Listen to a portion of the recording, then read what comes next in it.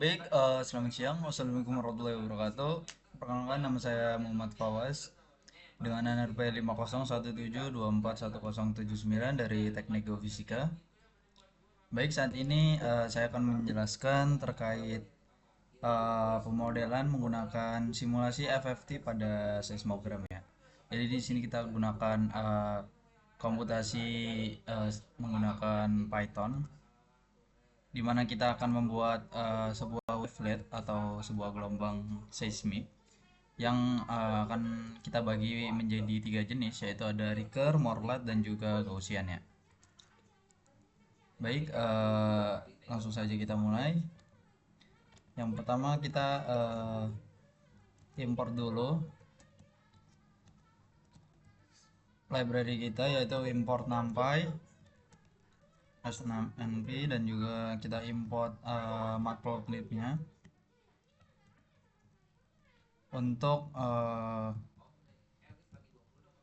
membuat sebuah plottingan pada grafik kita nanti ya.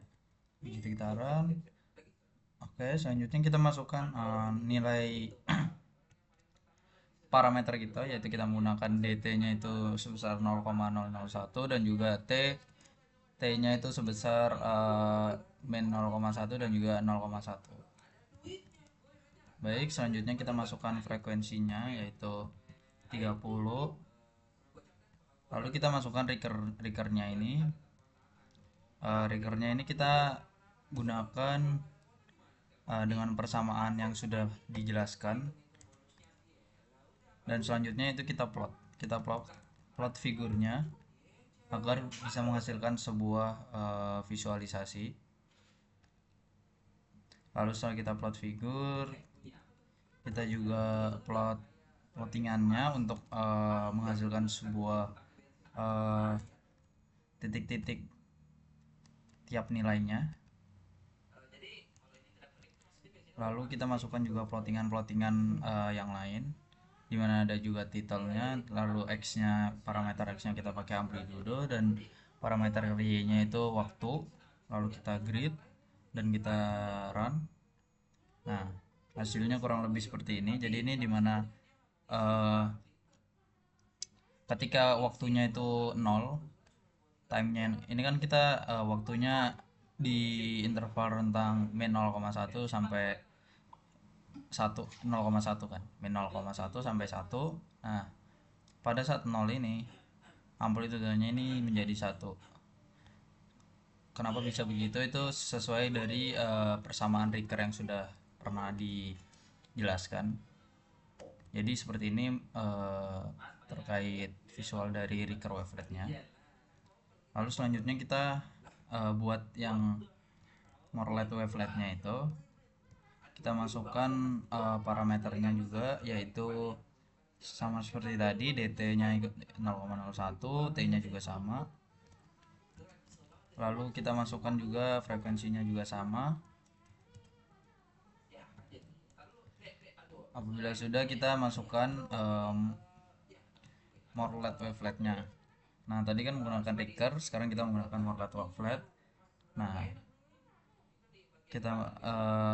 kita bisa lihat di sini persamaannya terdapat perbedaan. Jadi ini persamaan yang dilakukan oleh wavelet Morlet.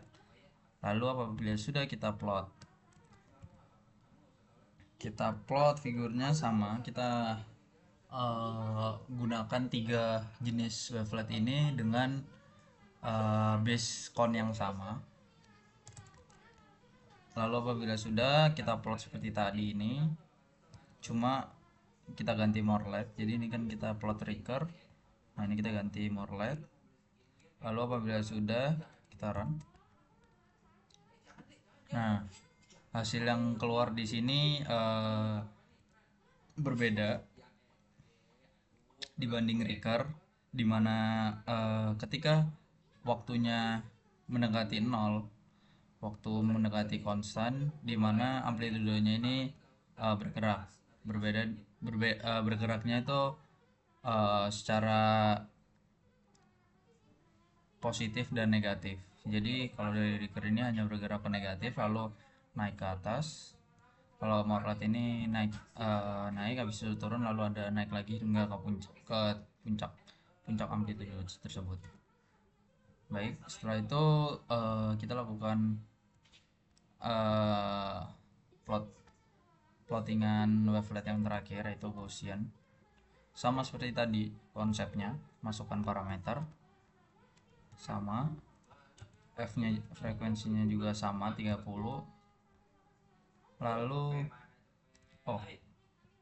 sebentar, ini untuk Gaussian tidak menggunakan frekuensi, jadi langsung kita masukkan ke persamaan Gaussiannya aja. Lalu setelah kita masukkan, kita plotting.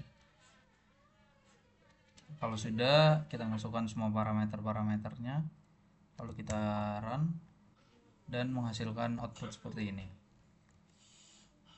Lalu jadi dapat dikatakan perbedaannya itu kalau di Ricker itu puncak tengahnya ini, yang ini namanya tuh lobus. Nah, lobusnya ini positif dan negatif. Jadi kurang lebih ciri-cirinya itu simetris, tapi tidak memiliki komponen fase. Jadi fasenya itu tidak ada. Dan Ricker ini merupakan jenis yang paling sering dipakai di seismic synthetics. Lalu ada juga morlet, di mana morlet ini gelombang sinus, gelombang yang membentuk sinus, dan juga ada osilasi yang berulang. Jadi tadi seperti naik turun, naik lagi turun lagi, naik lagi turun. Jadi kayak ada trennya. Dan untuk morlet ini bagus untuk analisis frekuensi dan FFT. Lalu yang terakhir Gaussian ini yaitu kurva lonceng halus, dimana kurva ini kayak hanya lebih halus daripada kurva yang lainnya dan tidak berosilasi ini. Lalu Gaussian ini paling sering digunakan untuk smoothing dan dipakai untuk filtering yang dasar. Lalu selanjutnya kita akan membuat synthetic reflectivity series, dimana kurang lebih sama. Kita masukkan dulu parameternya. Setelah kita masukkan parameternya, ini kita pakai parameter yang sama ya, 0,001. Lalu kita masukkan n nya ini sebesar 200. Lalu kita masukkan juga time vectornya. Nah, kita masukkan time vector ini. Setelah selesai, kita masukkan reflectivity seriesnya ini untuk menghasilkan kurva reflectivity. Lalu apabila sudah, kita masukkan terkait reflector position. Nah, reflector position ini kita bisa trial and training sendiri untuk menghasilkan sebuah kurva yang akurat dan juga realisasi. Kita di sini pakai 30, 70, 120 dan juga 160. Lalu itu titik posisi kita. Lalu kita masukkan juga koefisiennya. Nah, koefisiennya di sini kita pakai 0,6, min 0,4, 0,8 dan min 0,5. Lalu apabila sudah, kita masukkan rumusnya di sini, yaitu reflectivity position itu sama dengan koefisien. Nah, jadi ini reflectivity position sama dengan koefisien, lalu kita plotting. Nah, apabila kita udah masukkan plotting dengan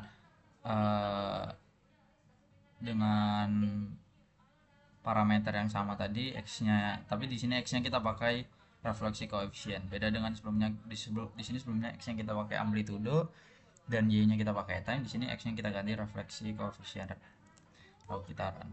Nah, hasilnya kurang lebih seperti ini. Jadi ini tuh kayak seperti model lapisan bawah permukaan sintetis atau buatan yang berisi nilai koefisien refleksi pada kedalaman waktu yang tertentu. Nah, jadi nanti datanya itu kita gunakan sebagai input untuk kita konvolusi dengan wavelet yang tadi 3 jenis itu agar menghasilkan synthetic seismic trees. Nah, Makanya tadi kita masukkan sebuah vektor waktu itu dengan tujuan agar data reflectivity-nya punya sumbu waktu. Lalu kita buat juga mana tadi? Ininya reflectivity np zeros kita buat 0 tuh arraynya kita pakai 0 agar kita asumsi itu belum ada reflektor. Jadi nanti bentuknya tuh kayak 0,0,0,0 gitu seterusnya. Nah, yang posisi tadi buat reflektornya, jadi kayak refleksi ini muncul pada sampel ke 30. Jadi kayak nih. Jadi pada sampel ke 30 ini refleksinya akan muncul, lalu ke 70 juga akan muncul, lalu ini 120 ya akan muncul, 160 juga akan muncul. Nah, setelah itu kita tadi masukkan juga koefisiennya. Jadi kayak misal tadi ini 0,6, ini kan berarti positif. Jadi 0,6 tuh positif, makanya ke kanan dari garis pusatnya. Lalu yang kedua itu min 0,4, yaitu makanya ke kiri. Seperti itu. Jadi kayak kalau minus tuh ke refleksi negatif, kalau plus tuh ke refleksi positif. Nah, setelah itu kita lanjut ke step berikutnya, yaitu untuk membuat reflectivity series dan juga synthetic seismic trace. Jadi kita membuat seismic trace, tapi kita buat secara awal dulu, secara general. Jadi tidak perlu yang terlalu rumit, karena konsep dasarnya kita harus tahu dulu. Nah, ini sama seperti tadi, parameternya kita masukin, tapi di sini NP range-nya kita tadi kan NP zeros, sekarang kita masukin di min 0,1. Lalu frekuensinya kita tetap sama, kita pakai 30. Lalu kita masukin tadi yang wavelet pertama, yaitu Ricker wavelet. Lalu kita masukin juga reflectivity seriesnya, dimana n nya ini sebesar 200. Setelah itu kita reflectivity zeros lagi. Jadi setelah kita zeros, di bawahnya kita masukkan data yang atas tadi. Jadi kan zeros ini, yang ini zeros, tapi kita anggap reflektor posisinya itu sebesar ini dan koefisiennya sebesar ini, itu masuk ke zeros. Jadi kita tinggal input aja zerosnya dan ini udah otomatis. Nah, selanjutnya kita konvolusikan semisal seismic trace ini berisi reflectivity, wavelet, dan mode-nya ini kita pakai same. Oke, apabila sudah, kita plotting dengan kode yang biasanya kita pelajarin. Setelah kita plotting semuanya ini, kita coba run. Nah, di sini dapat dilihat reflectivity seriesnya kurang lebih mirip, karena kan datanya kita pakai sama, tapi di sini kan ada sebuah seismic trace sintetis. Jadi kayak kita masukkan tadi ini yang minus 0,1 nih, kan NP range nya kita pakai minus 0,1, makanya awalnya dia ke kiri lalu ke kanan. Jadi tujuannya ini kita kayak ingin ngebuat sebuah gelombang seismik atau trace seismik seperti ini. Nah, jadi kurang lebih itu kasarannya seperti ini. Lalu selanjutnya kita masuk untuk kita coba gunakan frekuensi yang berbeda, yaitu 15 Hz, 30 dan juga 60 ya. Oke, langkah pertamanya kurang lebih sama seperti yang tadi, kita masukkan parameter. Nah, tadi kan kita pakai frekuensi 30. Sekarang kita masukkan tiga frekuensi agar menghasilkan 3 gambar yang berbeda dengan 3 frekuensi yang berbeda. Lalu kita masukkan reflectivity-nya N sebesar 200. Setelah itu kita masukin uh, NP0 tadi dengan nilai 30, 70, 120 ini kita masukin sama. Nah, lalu kita plotting seperti biasa. Kita plotting figur kayak tadi buat menghasilkan gambar. Ini ukurannya. Lalu di sini kita frekuensi untuk recur wavelet, konvolusi kita plotting, lalu kita coba run. Nah, akan menghasilkan sebuah tiga gambar yang berbeda, dimana apabila frekuensi kita rendah, otomatis gelombang yang dihasilkan itu kita bisa lihat dengan jelas. Ini trace-nya ini kita bisa lihat uh, lebih lebih mudah untuk dibaca dan lebih akurat. Nah, apabila semakin tinggi semakin tinggi frekuensinya, otomatis gelombang yang dihasilkan itu semakin cepat. Nah, otomatis jadi otomatis membuat gelombang ini kayak semakin berhimpit. Nah, menjadi data ini dilihat kurang akurat dibanding yang frekuensi rendah. Cuman di sini datanya itu lebih banyak dan lebih variatif dibanding yang frekuensi rendah ini. Nah, di sini kita bisa lihat untuk time parameter dan juga amplitudenya ini sama kan, dari titik maksimum dan juga minimum, cuma yang membedakan tuh frekuensinya. Jadi kurang lebih seperti itu. Kalau frekuensi tinggi itu semakin gelombangnya itu semakin variatif dan derivatif. Oke, selanjutnya kita akan modified. Jadi kita akan buat modified reflectivity-nya itu seperti apa, lalu kita ubah ke seismic trace-nya itu jadi gimana gitu.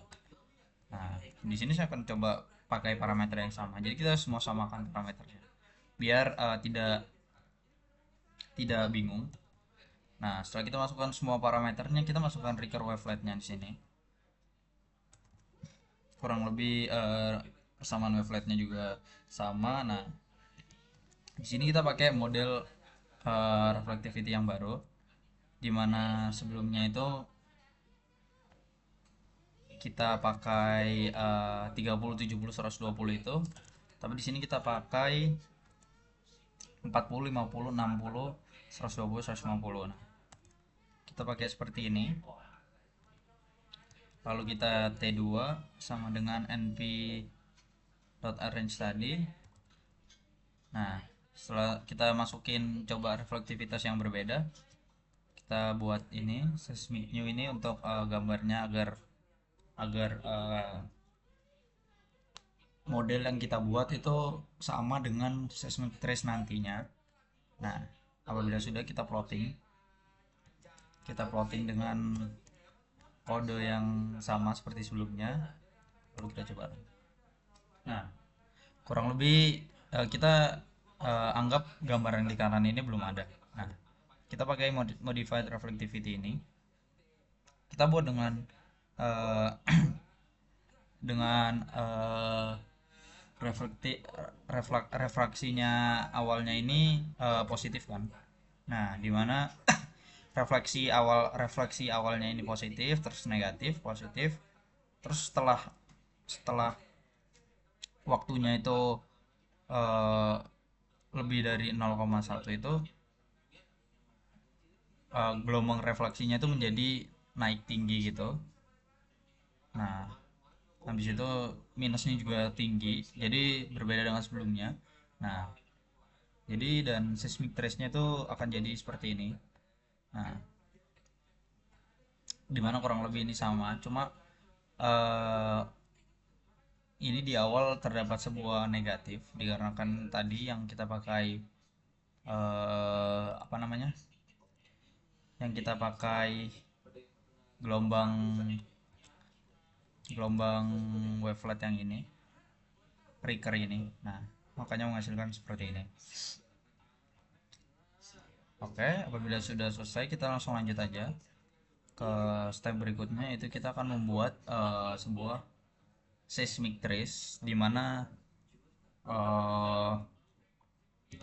di mana akan menghasilkan sebuah tiga gambar seismic trace. Jadi ini sudah membentuk sebuah gelombang. Jadi kurvanya itu bukan kurva yang garis lurus lalu ada kurva yang menambah, tapi ini sudah menjadi sebuah trace dari seismik ini dari tiga jenis wavelet itu. Nah, kita coba dulu menggunakan parameter yang sama. Nah, dimana kita masukkan parameter dan frekuensi tadi sebesar 0,01, dt-nya, t-nya juga sama ya kayak ini, lalu f-nya juga sama, frekuensinya. Nah, di sini waveletnya kita masukin tiga-tiganya langsung dengan dengan persamaan yang tadi di awal kita udah pakai. Kita langsung tinggal gunakan ulang. Nah, reflectivity-nya di sini kita pakai 200 ya. Lalu NP zeros seperti tadi kita anggap misal 0. Nah, kita masukkan ini reflektivitasnya itu yang sebelumnya kita pakai. Nah, lalu kita masukkan T2 ini.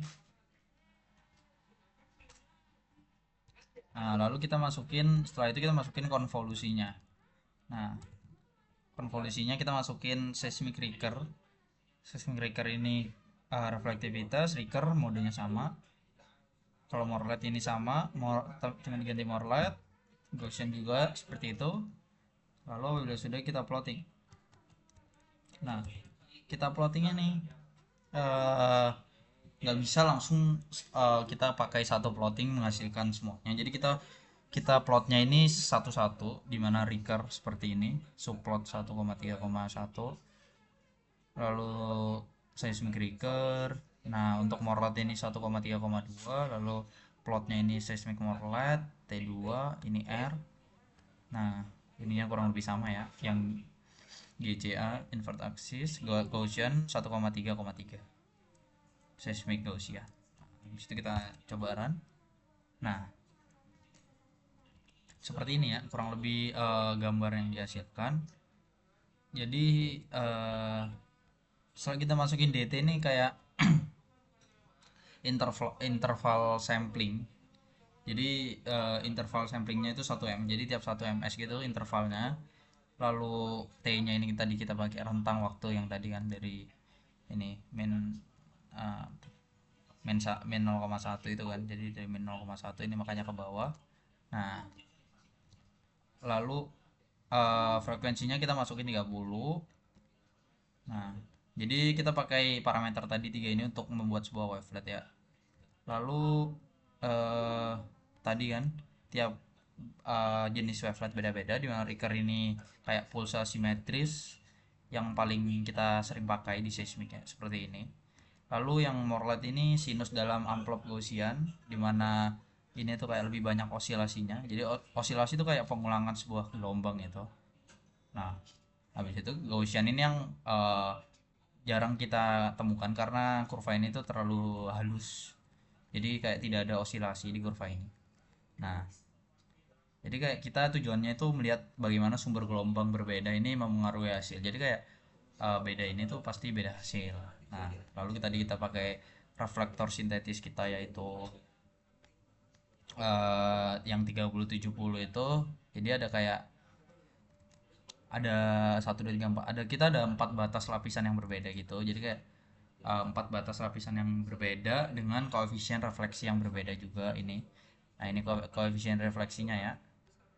Nah, habis itu kita tadi masukin konvolusi untuk dimana konvolusi ini kayak seismic trace itu sama dengan wavelet dikali refleksi. Nah, karena wavelet ini berbeda, jadi hasil trace-nya itu juga pasti berbeda kan.